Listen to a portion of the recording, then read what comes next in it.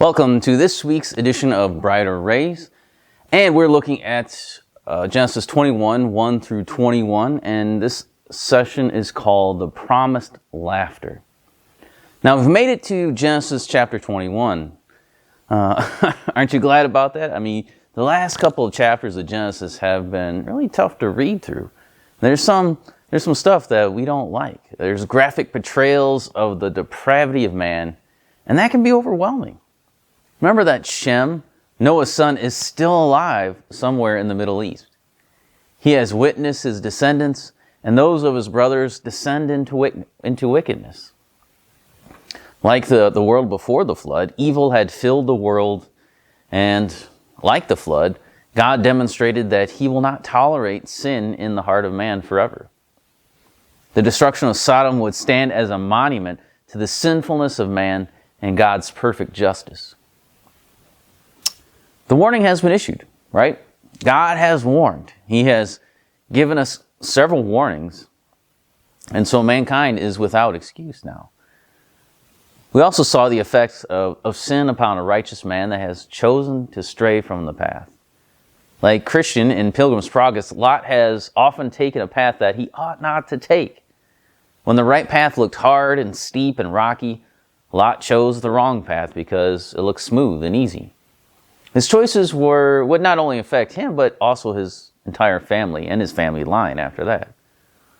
Lot's journey was still taking him to the celestial city, but the path he took was a lot harder than it had to be. Those choices he made would have a sinful outcome in his life. And yet God was always at work.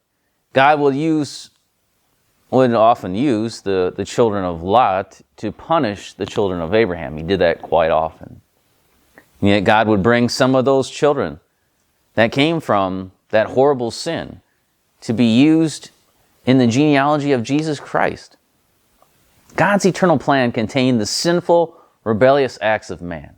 That's what it does. It has all the acts of people, even the rebellious acts, in that plan of God. Those acts of darkness God used to bring about the great light. And that brings us to Genesis chapter 21, where we read about the promised laughter, Isaac being born. Finally, we get to read about some joy here. We see something good amidst all this darkness. 25 years have passed since Abraham and Sarah made the journey into the land of Canaan. 25 years since the promise that God had first spoken. 25 years they had endured as God slowly, piece by piece, revealed the details of that promise. 25 years of the roller coaster of faith. Finally, the appointed day had arrived. Sarah would have her first and only born son. But this is a true story, not a fairy tale. Along with happiness, there comes growing jealousy and division in the family. Couldn't see that coming, right? Where there are blessings and joy from God, often there's resentment from the world. There's hatred towards the world because you're getting the good stuff and we're not. And yet, through both of these things, the joy and the jealousy, God is working out His plan. God is steadfast. He's not wavering. He doesn't change His mind. His plan is unfolding right as it should be. So as we look at the first 21 verses of chapter 21 in this study, we see them easily divide into really two main parts. 1 through 7 tells us of the birth of Isaac, which reminds us that God always fulfills His promises. He doesn't fail. And then 8 through 21 explains the dissension in the family, and which ultimately leads to a final separation, and we're called to really contemplate the fact that God's loving choice will separate us from the world. Sometimes it'll separate us from the things that we love.